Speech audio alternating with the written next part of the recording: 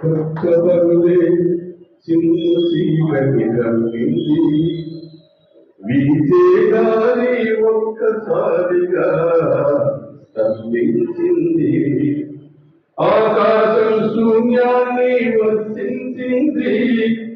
నల్లవిల్లి గట్టిగా తరిచింది. చూసే కల్లవార కట్టాలని మానవ హృదయాలు కట్టకట్టాయి. మనసులు కగాలికలమయ్యాయి. రోమాలు నిక్కపుడు చూస్తూ ఉన్నాయి.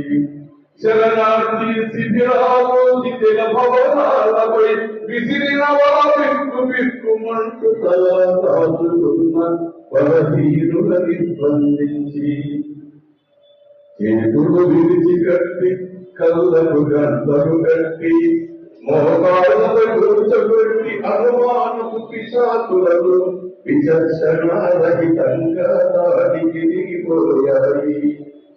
పూరేగిస్తున్న నగ్న మనసుల చుట్టూ తూటాలు నిండిన తుపాకులు కాపాడుతున్నాయి.